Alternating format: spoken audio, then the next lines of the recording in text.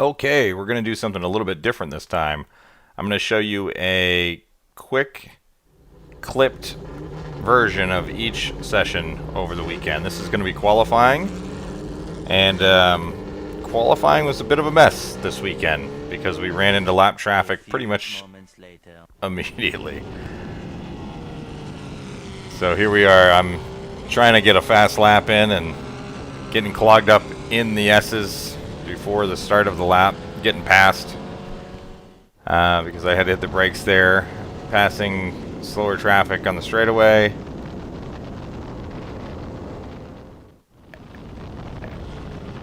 Yellow flag in turn 3, spinning car, having to slam on the brakes there. So this was less like qualifying and more like a lucky lap scenario. And then a caution came out and ended the session. So qualifying was shortened. Here's a car that's broken down on the straightaway, so they had to send a truck out to get it. Numbers are counting up. Okay. Keep it on track. I'm gonna try. Words of wisdom from my lovely wife. And we're going to start race session number 1 for the weekend. So this is Saturday afternoon. Because of qualifying, I'm starting in 6th position.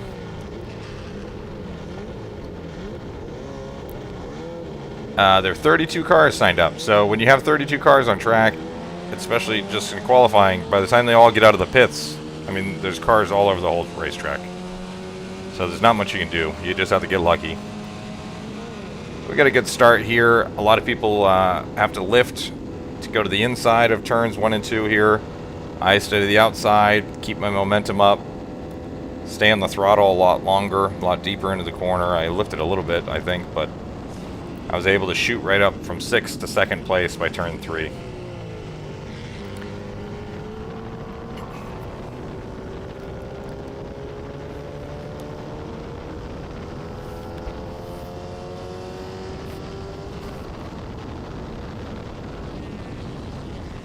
And this first race was a rough one for the Formula V crowd. Unfortunately, one of the drivers lost a large section of bodywork. The rear cowl came off the car shortly after the start of the race on the straightaway, basically the NASCAR back straightaway there. So Chase got a little sideways there. That slowed him up a little bit. He had an issue with his rear suspension during this session, which he figured out for later.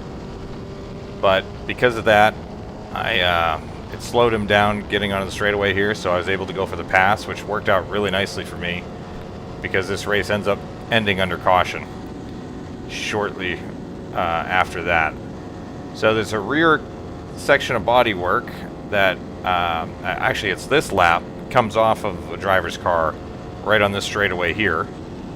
So they throw a double yellow so they can retrieve it because it's laying right in the middle of the road.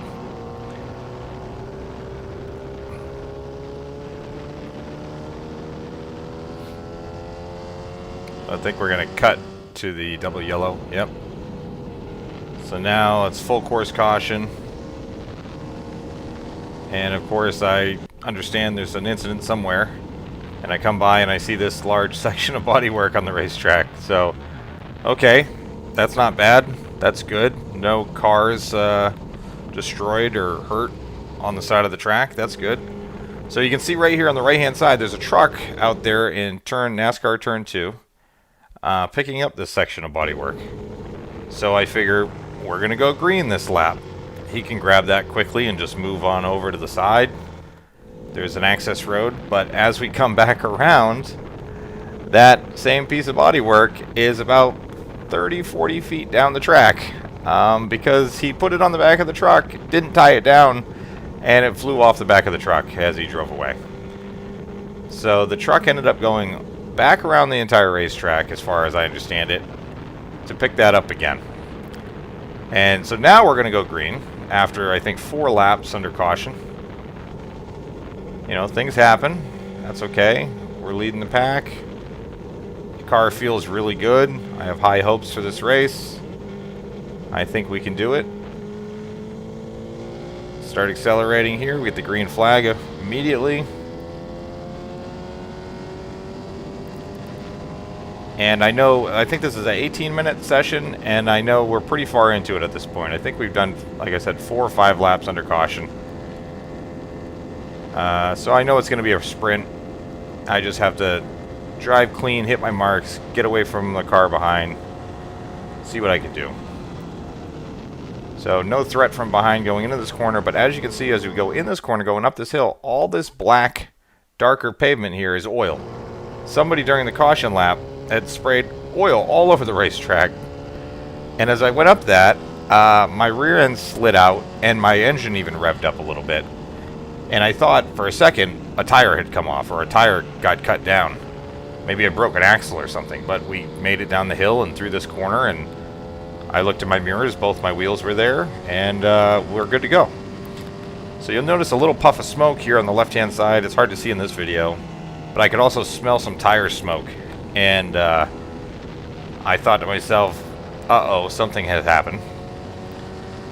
So we're going to come around to the start-finish line here, and it's going to go full course caution again, unfortunately. Because of the oil, the large pack going up the hill, nobody knew it was there because it happened under caution on that second lap, and we went green. So it caused a big incident. Here's a view from the driver, one of the drivers that was involved in that.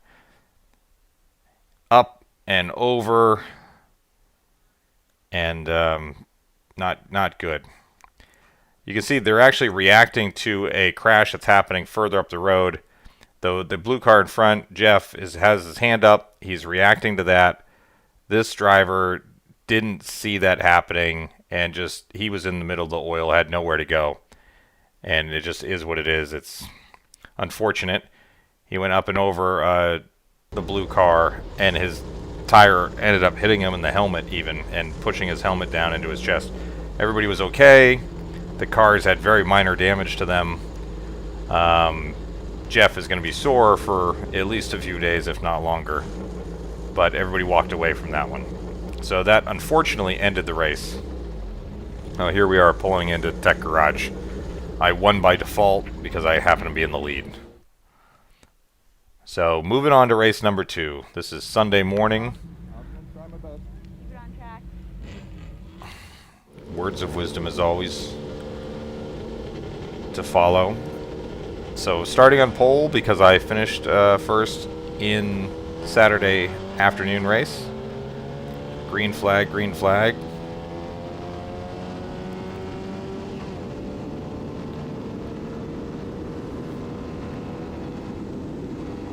Just want to take it easy in this race. We don't have to push. I don't remember. I think this session was also 18 minutes plus a lap, if I remember correctly.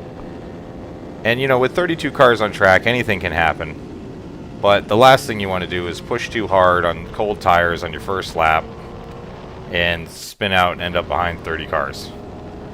So, I think I ended up following Chase for a little bit, and I cut some of those laps out. So this is a few laps later.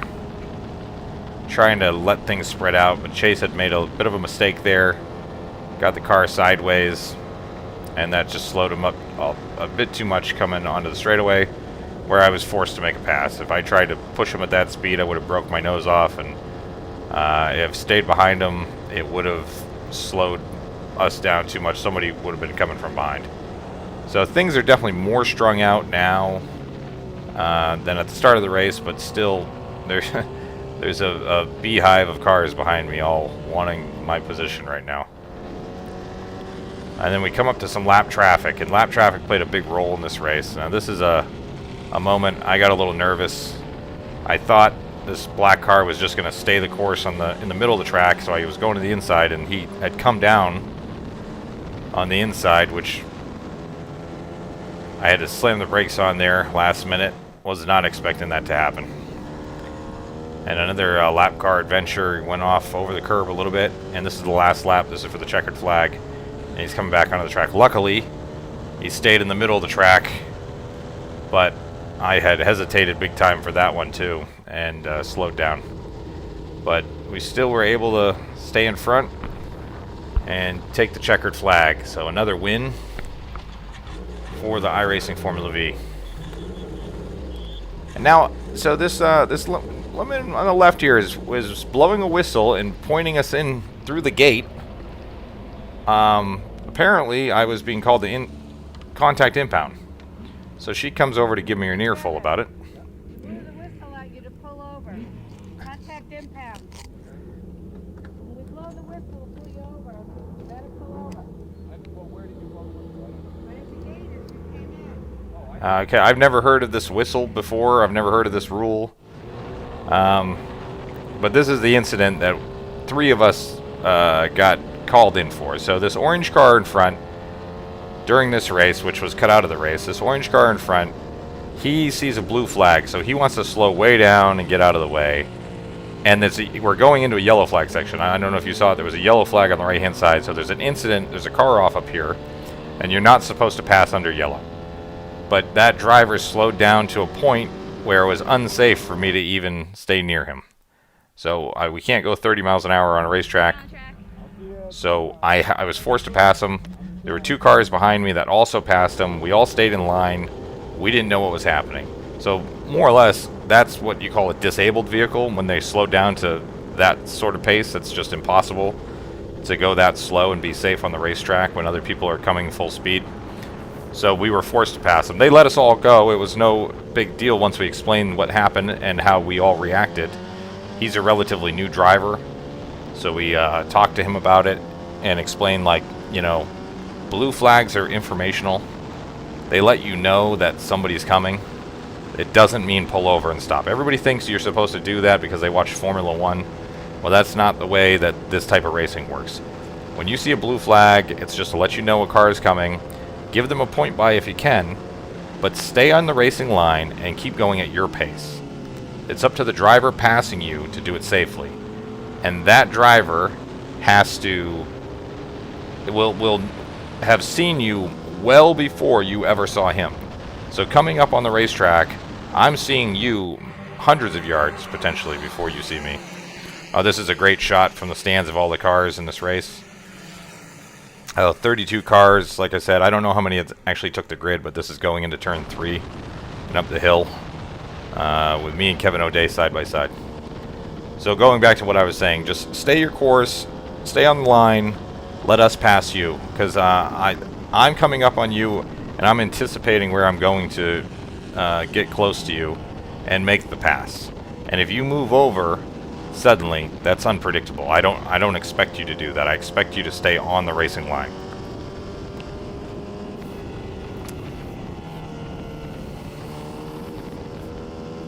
So this is still very early on in the race.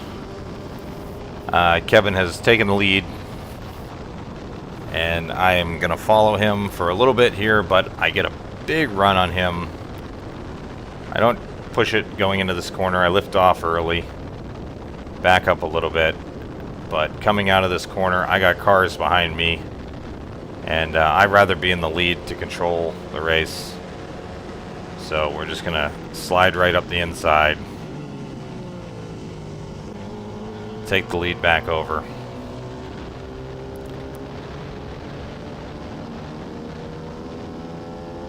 And hopefully pull away, which is always good.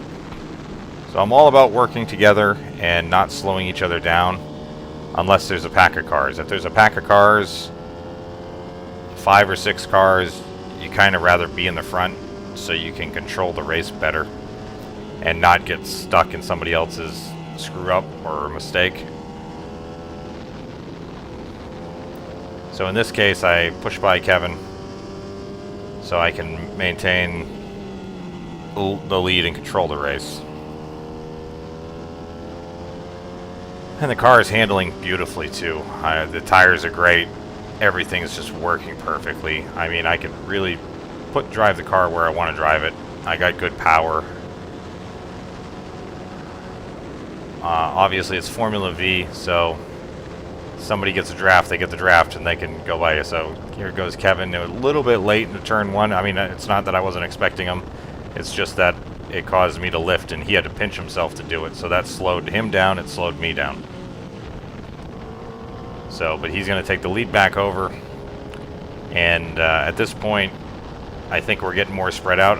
I wish We can see my mirrors. Unfortunately, my GoPro mount broke, and I'm back to using the top mount that's 3D printed. And I don't like this view nearly as much. I much rather see my hands in the mirrors. But yeah, I'm pretty sure the field is spreading out a little bit more anyway. I'm sure there's still 4 or 5 cars behind me, but they're not side by side and all grouped up right on my transmission. So Kevin gets a little squirrely there. That old D13.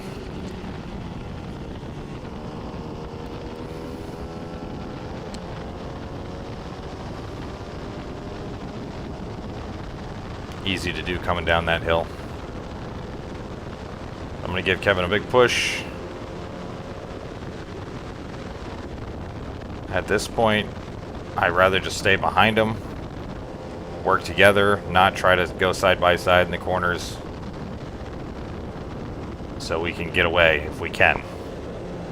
If we can get away and it works, then it works. But unfortunately, if I remember correctly, we don't end up getting very far. In fact, I think with Kevin leading and me following, 2 or 3 more cars kind of come up a little closer. But I'm willing to definitely work together, play the game, try to stay in line, not force the issue.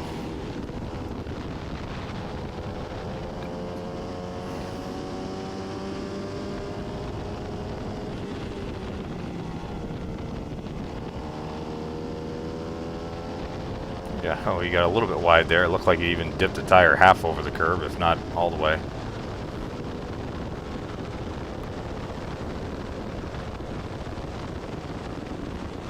A little too late to push him right before the corner there. If you're going to push somebody, you got to do it on the straightaway. You don't want to push them right before they're turning into that corner. So I left too much of a gap coming onto the straightaway. Just didn't get as much run.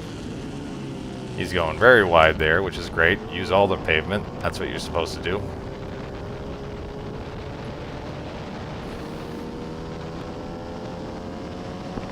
When I follow other drivers, I usually leave a little bit of a gap like this. You know, I know on the straightaway he's not going to get away. I can draft up to him.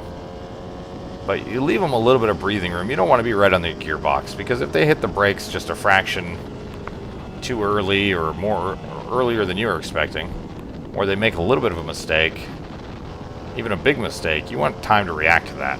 So there's no point in following somebody super close if you don't have to, unless you're planning on making the move.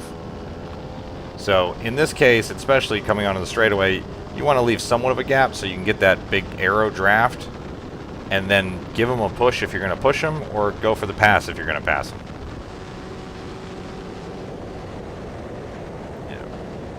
So with Kevin leading, like I said, I think we were getting 3 or 4 more cars coming up behind us, and here we go.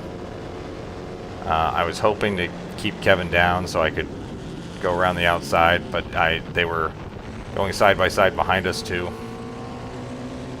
And I didn't want to be in this position, but here we are.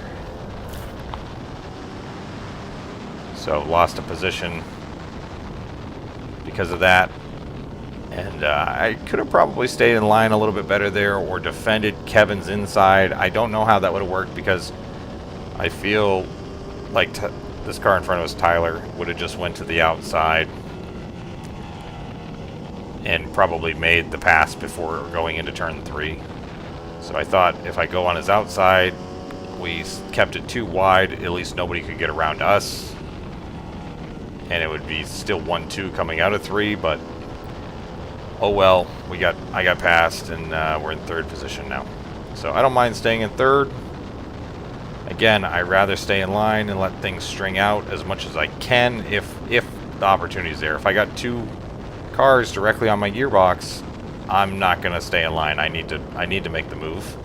And unfortunately, that's going to, even if it slows us down, because I'd rather be in front to not end up in somebody else's mistake. So at this point in the race too, okay, now we're going side by side here. That's just slowing everybody down. And that's going to bring more cars into it. So at this point in the race, we don't have any lap traffic to contend with. And I know the lap traffic is coming, for certain. With this many cars on track, and this type of track, it's a difficult track to drive. It's not like, say, Lime Rock Park, where it's just mostly flat out. A lot of braking zones here. So lap traffic comes quick and heavy.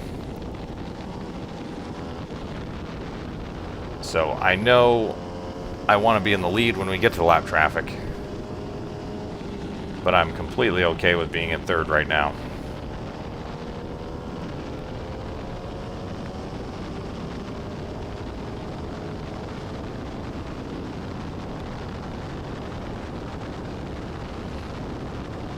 And now you can see a hint of lap traffic already in NASCAR turn 1 and 2. They're a ways up there, but we're going to catch them soon. So it's time to go. There they are in turn 3. And if these guys get to lap traffic before me, they can use that lap traffic to their advantage. And they're going side by side, going up the hill, which is just slowing them down. So time to move. We got cars right behind us, going side by side, slowing us down. I want to get to the lap traffic first, so I can put the lap traffic where I want the lap traffic. Now, me and Kevin go side by side through the bowl. That's no big deal. There's a lot of banking there, so using the outside isn't that bad. And we passed the first lap car, which, again, he got out of our way, which I don't prefer. I'd prefer if he just stayed on the racing line, because the leaders are going to usually take it easy and not make dive bomb moves. They'll just stay behind you through S's like that, or through downhill section like that. But there's another lap car coming up, and there's no way I really want to be in second or third place when we get there, but not worth trying to go side by side through these corners or through this corner. So I give Tyler a little push, let him know that I got the speed to pass him if I want to.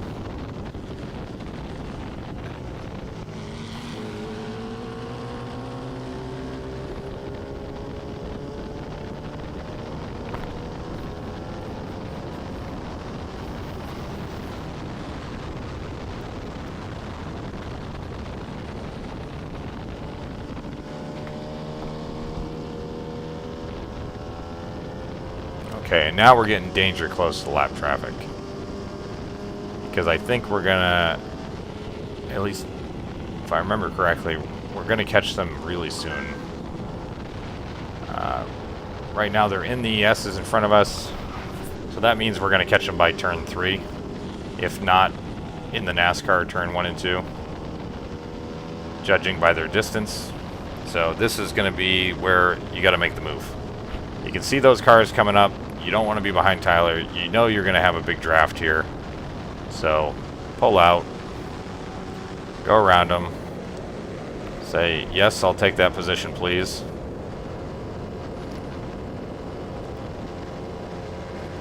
Get the run. He's got to go on the outside and slow up a little bit. And now I can easily take one car going into 3, but don't want to do the extra dive bomb. Definitely not that late. So go up the hill, we'll pass him. We got the point by. I rip a tear off because it's time to go to work. Now I'm in the lead. We've passed some lap traffic. I know there's going to be more coming. It's time to put down the qualifying laps, the really fast laps of the race, and work that gap out.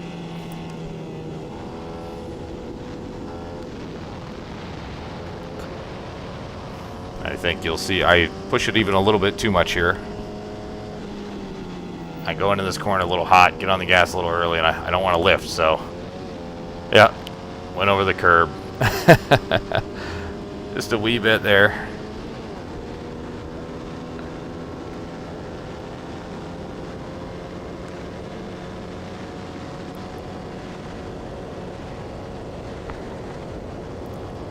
The lap traffic giveth, and the lap traffic taketh away. So if you can be on the positive side of it and control it, you're in a much better position. And it's always better to be a single car trying to overtake the lap traffic than be in a fight.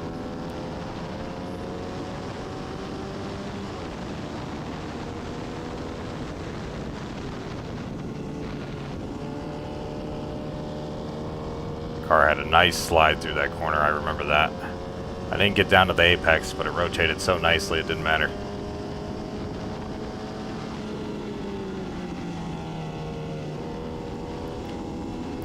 You see, that's a key move right there. I passed that lap car on the downhill with a small gap behind me. So I was able, you know, the other cars got held up by it. And I caught this lap car in a perfect position, coming onto the straightaway where I can suck a draft off of it, go around it, and it didn't even slow me down. Gave me advantage, if anything.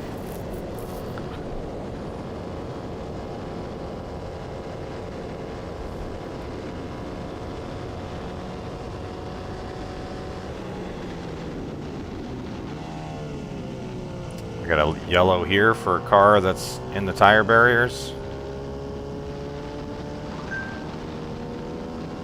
Just a local caution. And here comes the lap traffic, hot and heavy, like I was saying. This is a driver's track. It's a difficult track. And I've done a lot of laps here. So it's not easy for everybody to figure out where the speed is. And I don't blame them. You know, we all start somewhere, and not all of us are going to be amazingly fast anyway. Like, I love to play golf. I suck at golf. I still like to play it. So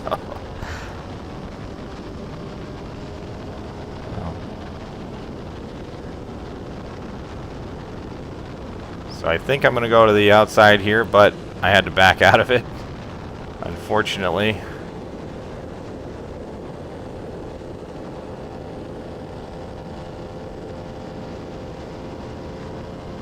Thought there was going to be a gap there, but the gap closed. Had to hit the brakes on the straightaway a little bit. No big deal. At this point in the game, we have quite a large gap because of the lap traffic, the way it worked out for me.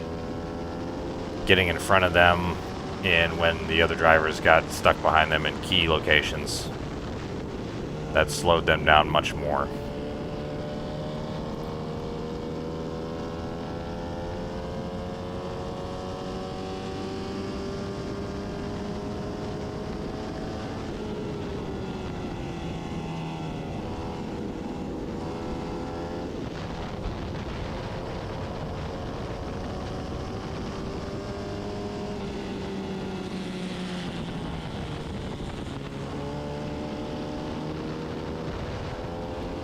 You see, this driver gave me a point by, which is fantastic.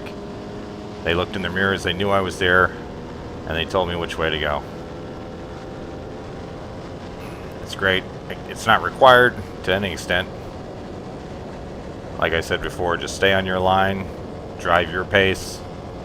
I'll find my way.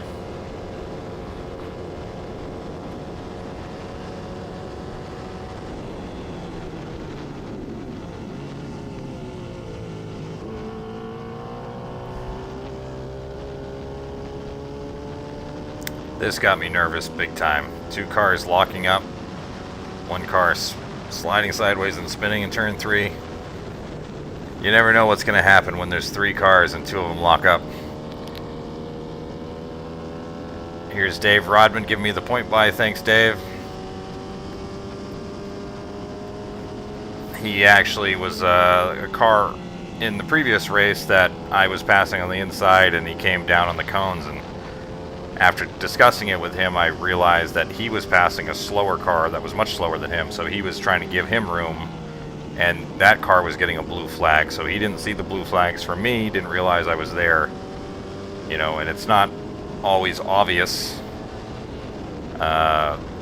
what the other driver's thinking. So sometimes, in this case, this driver didn't know I was there. He goes out to the wall, and it's no problem. He can drive on that line because he's well in front of me. But I had to slow down and go around him the inside. It's not always obvious what the other driver's thinking, and it's not always obvious what the situation is. So we talked about it. You know, I thought they were racing for position and going about the same speed. Well, the car in front of him was going much slower than him, so he was trying to make a pass on him and give him some room, and he just was concentrated on watching that car in front of him that was slower and didn't see me. I had come up to him so quickly through the S's, he didn't have time to react. So that's racing. You know, at the time I was upset about it in the car, but after stopping and thinking about it from his perspective, you can understand what the situation was. And you guys got to remember that this isn't online racing. So we're seeing these drivers every weekend when we get out of the car. We're having beers with them. We're having a barbecue with them, and it's a big family. So sometimes we get a little heated in the car and get a little upset. We have different perspectives on things, but if you look at the other driver's perspective, sometimes it really helps clear things up for you. And there's the checkered flag. That is win number 3 for the weekend. So luckily I was able to take home all 3 wins, the 3 races that we had.